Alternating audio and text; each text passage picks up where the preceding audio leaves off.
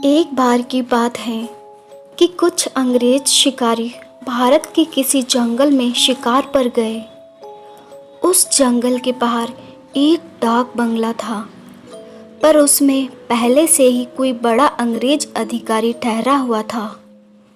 अस्तु इन अंग्रेज शिकारियों को जंगल के बीच बने एक पुराने डाक बंगले में रुकना पड़ा।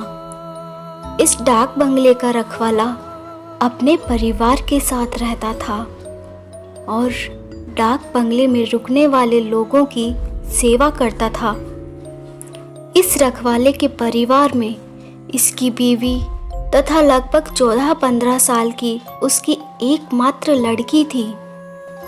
एक शाम जब अंग्रेज शिकारी शिकार करके वापस डाक बंगले पर आए तो नहा धोकर पीने बैठ गए।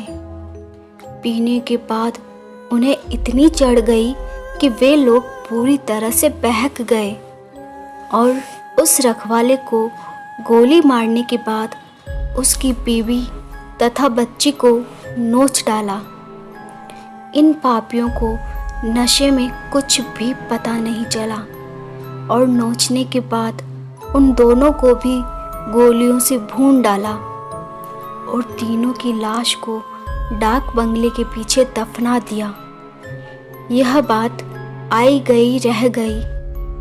अंग्रेजों ने फिर कुछ दिन के बाद वहाँ कैलाश नामक एक नया सेवक रख दिया। किसी को कुछ भी पता नहीं चला कि इस पुराने डाक बंगले का पुराना सेवक और उसका परिवार कहाँ चला गया। एक बार की बात है कि नया सेवक कैलाश रात को गेट बंद करके सोया हुआ था। तभी अचानक उसकी नींद खुल गई, क्योंकि उसे लगा कि दरवाजे पर कोई रो रहा है। उसने एक हाथ में लाठी उठाई और दूसरे में चिराग और दरवाजे पर आकर हाक लगाया। कौन है?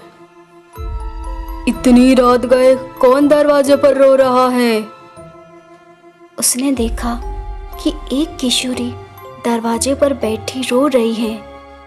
कैलाश उस किशोरी के पास गया और उसके सिर पर हाथ रखते हुए कहा कि बेटी रो मत, अंदर चल। फिर उस किशोरी के अंदर आने पर कैलाश ने उसे पीने के लिए पानी आगे बढ़ाते हुए पूछा कि बेटी तुम कौन हो और इतनी रात को अकेले इस जंगल में क्यों भटक रही हो? कैलाश की इतनी बातें सुनते ही वह किशोरी और तेज भपक पड़ी। कुछ समय तक तेज तेज रोने के बाद वह थोड़ा शांत हुई और कैलाश को बताया कि वह इस डाक बंगले के पहले सेवक की पुत्री है। फिर उसने यह भी बताया कि कैसे 4-5 अंग्रेज शिकारियों ने उसके पिता को मार डाला और उसके बाद उसके तथा उसकी माँ की आबरू को नोच डाला।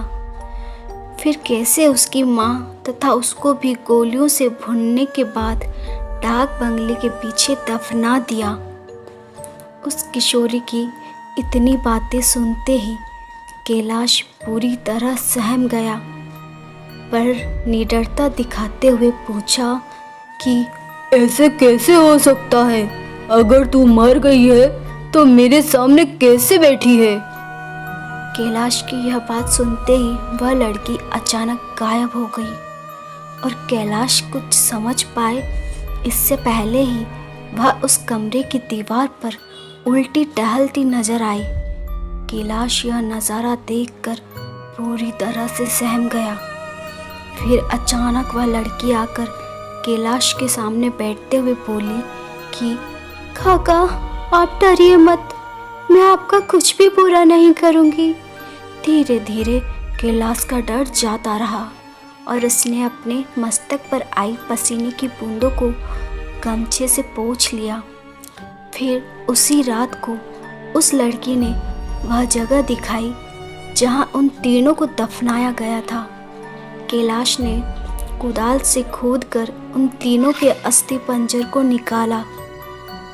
फिर कैलाश ने उस किशोरी से वादा किया कि वह उन अंग्रेज शिकारियों के खिलाफ कोर्ट में जाएगा और किशोरी को इंसाफ दिलवा कर रहेगा। कैलाश की बातें सुनकर वह किशोरी रोते हुए बोली, काका आपको कुछ नहीं करना है, बदला तो मैं लूँगी, बस आप मेरी थोड़ी सी मदद कर दें। फिर क्या, उस किशोरी के बताए अनुसार कैलाश ने बीमारी का बहाना बनाकर उस डाक बंगले की नौकरी छोड़ दी तथा उस किशोरी को किए वादे के अनुसार उस किशोरी के माता पिता की अस्थियों को जला दिया तथा उन दोनों के नाम पर पूजा पाठ भी करवाई।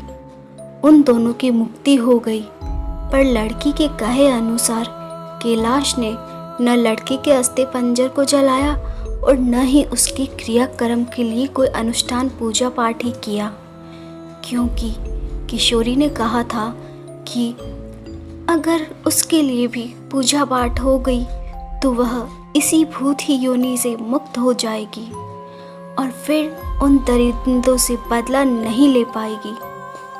समय बीतता गया और अब उस डाक बंगले में कोई नया सेवक आने को भी तैयार नहीं होता, क्योंकि कैलाश वहीं आसपास मंडराता रहता और नए आने वाले सेवक को भूती कहानी सुनाकर भगा देता।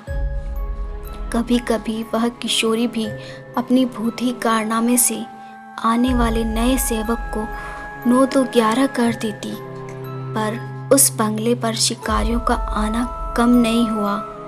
वे आते और खुद ही अपनी व्यवस्था करते, पर जो अब आता वह वापस नहीं जाता, क्योंकि उस डाक बंगले में ठहरने वाला हर अंग्रेज शिकारी उस लड़की का शिकार हो जाता।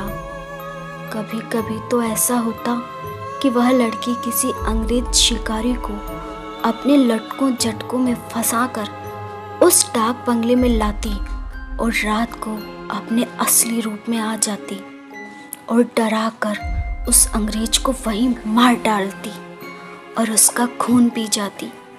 यह क्रम यूं ही चलता रहा और उस डाक बंगले में मरने वाले अंग्रेज शिकारियों की मौत रहस्य ही बनी रही।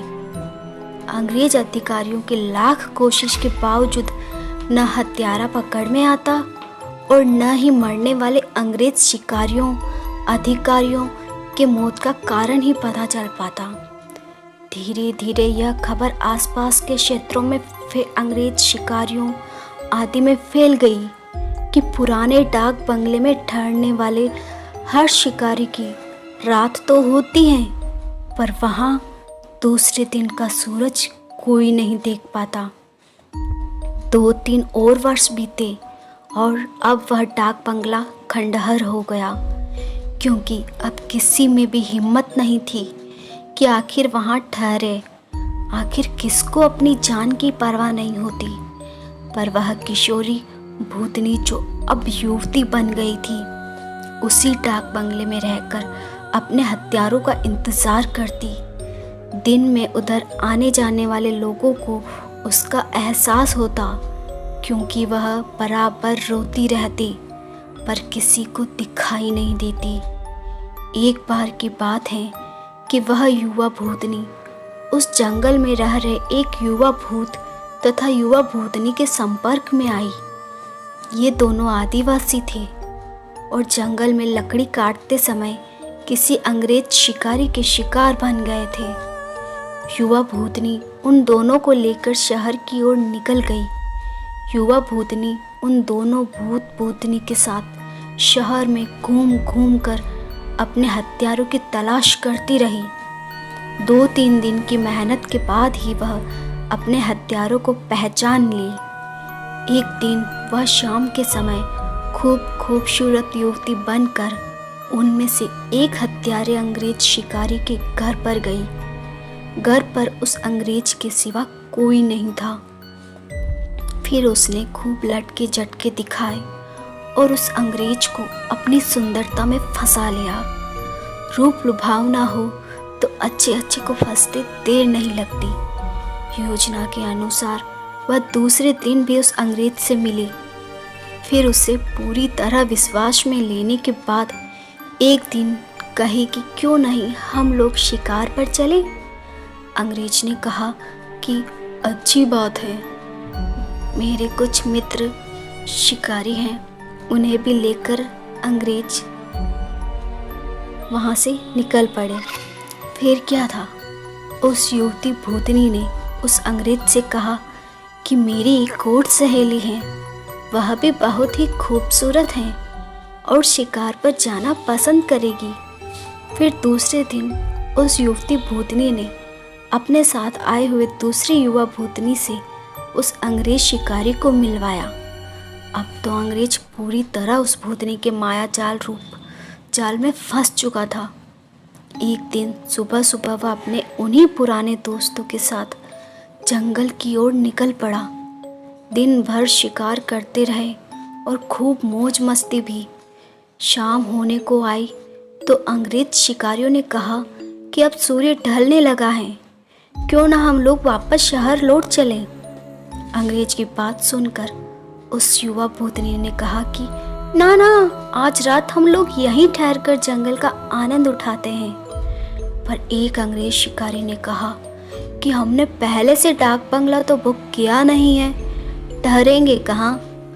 फिर क्या था, वह युवा भूतनी मुस्कुराई और बोली कि इस जंगल में दूसरी और मेरे एक मित्र आदिवासी की कुटिया है, हम रात वहीं बिताएंगे और खूब मौज मस्ती करेंगे।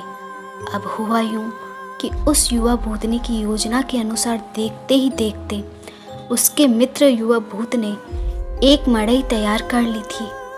उसमें ऐशो आराम की सारी चीज़ें भी ला दी थी। उन दोनों युवा भूतनी के साथ ये अंग्रेज उस मड़ई में पहुँचे। इन अंग्रेज शिकारियों को उस मड़ई की दिशा देखकर अजीब लगा, क्योंकि उस मड़ई में महलों, बड़े बड़े होटलों जैसी व्यवस्था थी। रात को पार्टी शुरू हुई तथा साथ ही अंग्रेजी अधिकारियों की सिट्टी पिट्टी गुम होना, क्योंकि पहले तो उन दो युवा भूतनी जो देखने में बहुत खूबसूरत लग रही थी, अचानक बहुत ही डरावना रूप बना लिया। ऐसा रूप जिसे देखते ही अच्छे अच्छों की पैंट गीली हो जाए। फिर क्या था, उन भूतनियों ने ग्लास में खून भरकर लाकर उन अंग्रेजों को पिलाना शुरू कर दिया। किसी अंग्रेज की हिम्मत ही ना थी कि वह ना कर सके, क्योंकि सब के सब पूरी तरह से डरे हुए थे और कांप रहे थे। अचानक आदिवासी युवा भी विकराल रूप में आ गया और अचानक उछलकर पास के एक मोटे पेड़ की मोटी शाखा को उछालकर इतना जोर से खींचा कि चर्र की आवाज के साथ वह मोटी शाखा टूट गई। उसके बाद वह विकराल भूत उन अंग्रेज शिकारियों में से एक को पकड़कर पेड़ के नीचे दबाकर देखते ही देखते चीर दिया और उसके खून को पीने लगा। उसको खून पीता देख दोनों भूतनियों ने भी लंबी लंबी विकराल चीख निकालते हुए उन खून पीने में उनका साथ देने लगे और साथ ही अपने बड़े बड़े नाखूनों से उसका शरीर जगह जगह से चीरने लगी। उस युवा भूतनी ने तो भयानक आवाज निकालते हुए दौड़कर एक दूसरे अंग्रेज शिकारी के पास पहुंची और उसकी आंखों में अपने विकराल भयावह भाले जैसे नखों को डालकर उसकी दोनों आंखों को निकालकर खा गई। इसके बाद उन तीनों भूतनी भूत ने एक एक करके सभी अंग्रेज शिकारियों को मार डाला। दूसरे दिन उन अंग्रेजों की खोज में गए अंग्रेज अधिकारियों को उनकी ऐसी विभक्त लाशें मिली जो देखने में बहुत ही भयावह लग रही थी। उनको ऐसे नोचा गया था कि लगता था कि यह किसी मनुष्य या जानवर का काम ही नहीं हो सकता। कैलाश को तो सब कुछ पता ही था, पर वह किसी को कुछ नहीं बताया। फिर एक दिन समय निकालकर गोपनीय रूप से कैलाश ने उस युवा भूतनी के कंकाल को भी जला दिया तथा उसकी मुक्ति के लिए एक पूजा करवा दी। दोस्तों, आपको हमारी स्टोरी अच्छी लगी है तो प्लीज़ लाइक शेयर सब्सक्राइब करना ना भूलें। धन्यवाद।